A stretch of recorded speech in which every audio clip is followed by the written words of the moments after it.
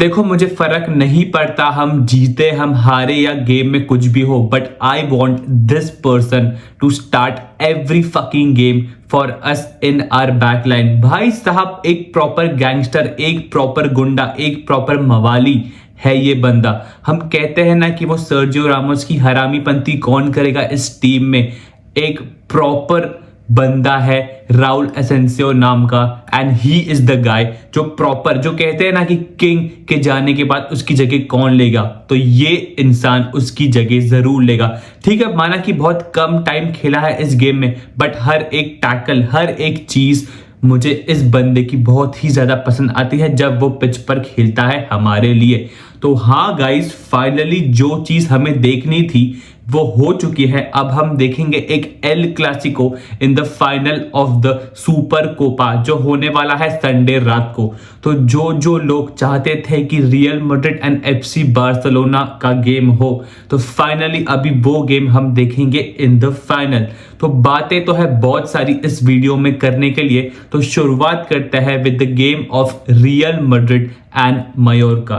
तो अगर मैं बात करूं पहले हाफ की, तो रियल मैड्रिड के 10 प्लेयर एंड मायोर्का के 10 प्लेयर, ये दोनों लोग कंपटीशन कर रहे थे, एंड विनीसियस जूनियर एंड मफियो ये दोनों कंपटीशन कर रहे थे। तो दोनों ही अलग गेम चल रहा था। क्या मतलब मुझे समझ नहीं आया कि भाई साहब क्या कर रहे थे, but at the end of the game Vinicius had the laugh. Obviously Madrid ने ये गेम जीता, बट फर्स्ट हाफ की अगर मैं बात करना चाहूं, मैड्रिड का परफॉर्मेंस बहुत ही बेहतर था। एक चीज जो वो अपने आप से निराश होंगे कि वो 0-0 की स्कोर लाइन थी after the first half, but मेरे हिसाब से एक अच्छा गेम खेला मैड्रिड ने। कामाविंगा भाई साहब, एक बात अगर मैं कहना चाहूं तो आई डोंट थिंक कि इस मैड्रिड टीम में बॉल कैरी करने का जॉब कोई भी अच्छा कर सकता है कामाविंगा के अलावा। ठीक है, that can be a too harsh और अ वेरी क्विक स्टेटमेंट जो मैंने कह दी ये गेम देख के, बट कामाविंगा बॉल होल्ड करने में I feel is at the top of our midfield players list. तो कामाविंगा का एक बहुत ही बेहतरीन सा गेम था। हमने देखा कि फर्स्ट हाफ में रोड्रिगो के पास चांसेस थे, किलियन एम्बापे अपनी बकचोदी कर रहा था, विनीसियस थोड़ा सा ठंडा था फर्स्ट हाफ में, जूड बेलिंगम थोड़ा सा ठंडा था। बट गाइस, हमने देखा कि सेकेंड हाफ में आने के बाद ही सबसे पहले हमने गोल मारा। बेलिंगोल ने इस गेम में पहला गोल मारा, मैड्रिड का खाता खोला। एंड भाई साहब किसने किसने शॉट लिया था, हमने देखा कि रोड्रिगो ने शॉट लिया, किलियन एम्बापे ने उसके बाद शॉट लिया, एंड फाइनली जूड बेलिंगम ने शॉट लिया।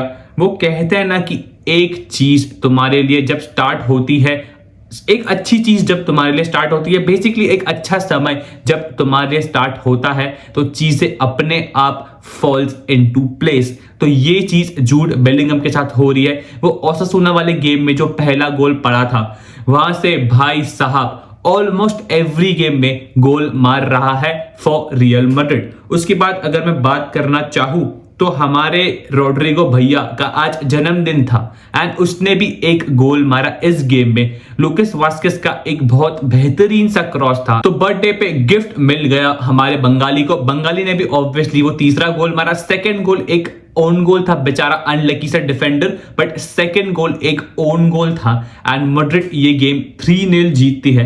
अगर मैं बात करना चाहूं तो गाइस, जूड बेलिंगम को थोड़ा क्रैम्प था या मसल में कुछ इंजरी थी, ये चीज अभी कंफर्म नहीं हुई है, बट आई फील वो एक क्रैम्प ही हो सकता है।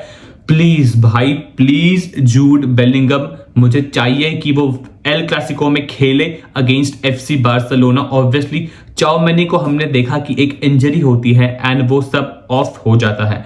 But guys, to be very honest, तुम कितना भी कुछ कह दो, but I feel Tchouameni and वो सेंटर बैक वाला पोजीशन, पता नहीं, मतलब ठीक है डिसेंट सा गेम था मैं कहूंगा आज का, बट आई डोंट थिंक यार, नहीं, मैं नहीं चाहता कि जब राउल एसेंसियो, हमारा सर्जियो रामोस का दूसरा जन्म वाला बच्चा, पता नहीं क्या लॉजिक था इस बात का, बट फिर भी राउल एसेंसियो मैं चाहूंगा कि एफसी बार्सिलोना के सामने खेले। अगर 17 साल का पाव कुबासी खेल सकता है तो फिर राउल एसेंसियो क्यों नहीं खेल सकता। बट ये तो ऑब्वियसली हम प्रीव्यू के बारे में जो वीडियो बनाएंगे उसमें बात करेंगे, बट आई फील अगर चाओमेनी ठीक रहेगा तो चाओमेनी ही वो गेम स्टार्ट करेगा। अगर मैं बात करूं तो हमने देखा कि फरहान गार्सिया की जगह इस गेम में मेंडी खेल रहा था, जो ऑब्वियसली अगर आप मेरे रेगुलर वीडियो देखते हो तो मैं उस बंदे को बहुत ही ज्यादा गालियां देता हूं, बट आई फील एक डिसेंट सा गेम था। अगर मैं मेंडी की बात करना चाहूं तो मेंडी का एक डिसेंट सा गेम था, बट ऑब्वियसली फरहान गार्सिया को रेस्ट मिला एंड वो बेंच पे बैठा था। बट गाइस, क्या आपको पता है पिच पे एक बंदा खेल रहा था एंड उसने पिच पर ही रेस्ट ले ली इस गेम में, एंड उस इंसान का नाम है टीबो कोर्टवा। 0 शॉट्स ऑन टारगेट थे मायोर्का के इस गेम में, तो टीबो कोर्टवा को इस गेम में अच्छा खासा रेस्ट मिल गया। हमने देखा कि फेदे वेल्वर्दे भी सब्स्टिट्यूट हो गया था एंड डैनी सेबायोस, एक और अंडररेटेड प्लेयर जो हमारे टीम में खेलता हो, डैनी सेबायोस हमारे टीम में जब जब वो आता है, जब जब उसे चांस मिलता है, वो बता देता है कि why the fuck everyone should stop blaming and start applauding him। तो डैनी सेबायोस का एक अच्छा खासा गेम था जब वो आया फेदे वेल्वर्दे की जगह पे। बट अगर बात करूं तो जूड बेलिंगहम ने एंड में से वो टपली दी जिसकी आई डोंट फील जरूरत थी, या जो भी था। तो उसके बाद गेम के एंड पे हमने देखा कि बहुत ऐसे राडाडारी हो गई कि भाई ऐसे बकचोदी होगी। एंसेलोटी चाचा, घर के बुजुर्ग आके समझाते हैं बच्चे को कि भाई, तब थोड़ा मामला शांत हुआ। बट गेम के एंड में हमने देखा कि बहुत ऐसी थोड़ी अफला तफली, ऐसे थोड़ा झगड़ा टाइप हो गया था। एंड रूडिगर भाई साहब, पता है कि तुम उसको उंगली करोगे तो वो ऑब्वियसली रुकेगा नहीं, एंड आज तो रूडिगर को रोकने के लिए कोई था भी नहीं। अगर उसके साथ कोई था तो उसका एक साथी राउल एसेंसियो, भाई बकचोदी करने में भाई साहब राउल एसेंसियो ने कहा कि अगर तुम मुझे सर्जियो रामोस बुलाओगे तो हरकत भी मैं वैसे ही करूंगा। हमने देखा कि जो भी मफिया उनका डिफेंडर था उसको एंड में ऐसे किया उसने। तो ठीक है, कभी कभी हम बात करते हैं कि we should respect opponents, and ये चीज बहुत ही सही है। अगर वो प्लेयर हार रहा है तो उसको अपनी हार एक्सेप्ट करना आना चाहिए, एंड जूड बेलिंगहम को अपनी जीत एक्सेप्ट करना आना चाहिए ऑब्वियसली, जिसकी कुछ जरूरत नहीं थी जो भी बेलिंगहम ने किया। तो भाई मुझे तो मजा आता है जब भी ऐसी कुछ बकचोदी हो, देखने में मजा आता है भाई। जो हमारा डिफेंडर ऐसे बकचोदी करता तो मैं तो थोड़ा नॉस्टैल्जिया में चला जाता हूं। तो ये गेम था रियल मैड्रिड एंड मायोर्का का। एंड अगर हम बात करें तो फाइनल में एल क्लासिको, जो अब मैं तीसरी बार बोल रहा हूं इस वीडियो में, बट भाई साहब डर तो लग रहा है एल क्लासिको में जाने से पहले थोड़ा बहुत। ऑब्वियसली बात करेंगे ज्यादा इसके बारे में इन द प्रीव्यू वाले वीडियो जो मैं अपलोड करूंगा मैच के सुबह, जिस दिन रात को मैच होगी उस दिन सुबह मैं अपलोड करूंगा, संडे सुबह बेसिकली। तो अभी बात करते हैं अबाउट सम ट्रांसफर्स, कौन सी ऐसी ट्रांसफर स्टोरी हम सुन रहे हैं, कौन से ऐसे रूमर्स हम सुन रहे हैं। एंड जब भी ये चीज मैं पढ़ रहा था तो मैंने अपने आप को कहा, मैंने बेसिकली अगर मेरा बस चले तो मैं इस प्लेयर को जाके बोलूं नहीं नहीं और नहीं। तो क्वारात्स्केलिया 23 ईयर ओल्ड जो क्या कहते हैं जॉर्जिया का प्लेयर है, अभी वो चाहता है कि वो पीएसजी में साइन कर सकता है क्योंकि उसको नापोली से निकलना है। एंड जब मैं देखता हूं कि ऐसे प्लेयर्स जिसका एक बहुत ही ज्यादा पोटेंशियल हो वो लीग 1 में जाके खेले इतनी कम एज पर, अब ठीक है एम्बापे चूतिया था, ठीक है रहने दो, but I just want to say कि नहीं, आई जस्ट डोंट वॉन्ट कि पीएसजी में जाया भाई, तू प्रीमियर लीग में जा, तेरे पास बहुत टीम्स है, अगर तुझे नापोली से निकलना ही है तो तू प्रीमियर लीग में जा।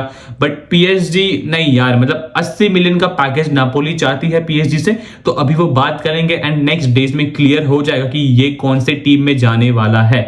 But Kvaratskhelia to PSG, Kvaratskhelia to basically Ligue 1, I don't want this to happen, क्योंकि उस प्लेयर में बहुत ही ज्यादा पोटेंशियल है, उस प्लेयर में बहुत ही ज्यादा गूदा है।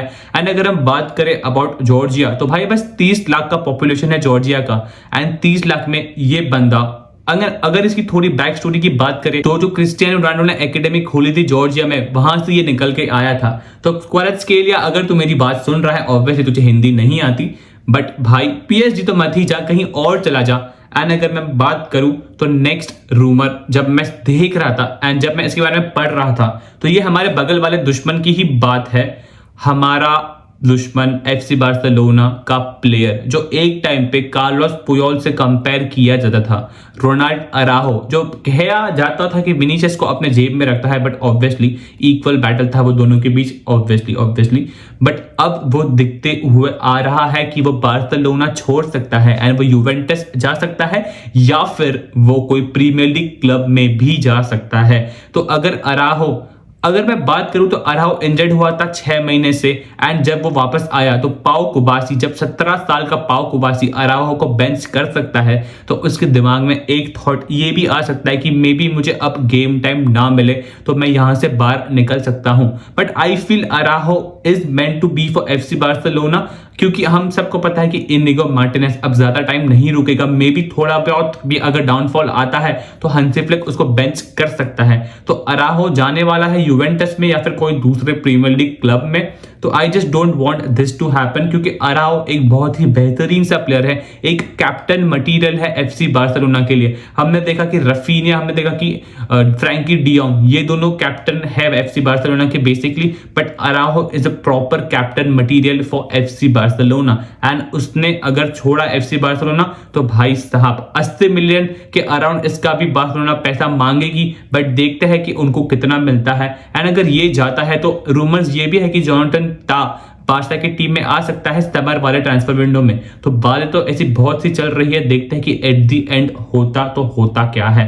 एंड अगर हम प्रीमियर लीग के क्लब की ही बात करूं तो मैनचेस्टर सिटी फाइनली अभी एक साइनिंग करते हुए हमें दिख सकती है, बट ये रॉड्री रिप्लेसमेंट नहीं है, ये है ओमार मार्मूश। उसका अगर मैं नाम सही ले रहा हूं तो, एंड गलत ले रहा हूं तो आई एम सॉरी। तो ओमार जो प्लेयर है वो लेफ्ट विंग पे खेल सकता है मैनचेस्टर सिटी के लिए, फ्रैंकफर्ट का प्लेयर है। अगर इसके स्टैट्स की अगर हम बात करें तो ये सीजन भाई साहब गोल्स असिस्ट तो ऐसे डजन में वो मार रहा है एंड दे रहा है, तो he can be a good player for Manchester City. Around 60 million के आसपास ये पड़ेगा मैनचेस्टर सिटी को, but Omar Marmoush can be a very good player. एक लेफ्ट विंग की जो जगह है वो हम सबको पता है कि ग्रिलिश अच्छा नहीं कर रहा है, फोर्डन का थोड़ा खराब टाइम चल रहा है, सेविन्यो खेलता है तो खेलते हैं, ऐसी बकचोदी चल रही है, तो he can be a very good player for Manchester city. Obviously अगर ये साइन करता है तो हम एक डीप में भी वीडियो बनाएंगे इस प्लेयर के बारे में, बट अगर ये सिटी में आ गया तो भाई साहब बहुत ही ज्यादा मजा आ जाएगा, प्रीमियर लीग में बहुत ही ज्यादा मजा आ जाएगा। City will kind be back, but देखते हैं, सिटी के प्रॉब्लम्स तो है बहुत सारे,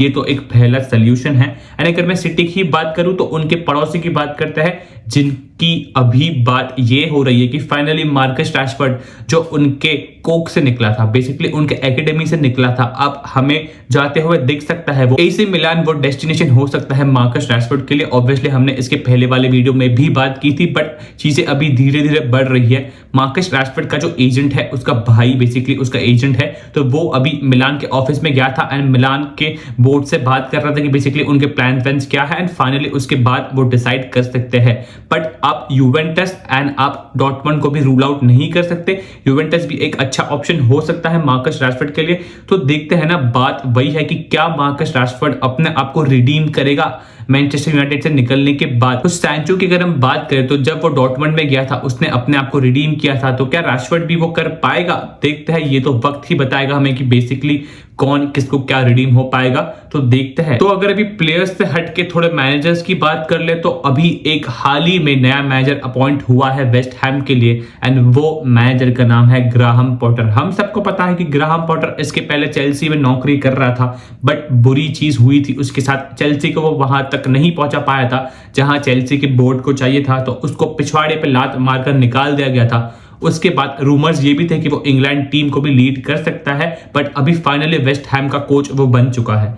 आज रात को उसकी पहली गेम होने वाली है अगेंस्ट एस्टन विला। तो अभी देखते हैं कि क्या ग्राहम पॉटर वेस्ट हैम को ब्राइटन जैसे लेवल पर पहुंचा पाएगा या फिर एक मिड लेवल टीम ही बना के रख पाएगा, ये चीज तो हमें वक्त ही बताएगा।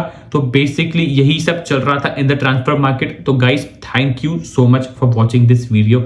अगर कोई भी रीजन से आपको ये वीडियो पसंद आया हो तो प्लीज एक लाइक छोड़ देना, कमेंट कर देना and subscribe to my channel. तो हम मिलते हैं इन द नेक्स्ट वीडियो, तब तक अपना ध्यान रखना and guys be ready for the El Clasico on Sunday.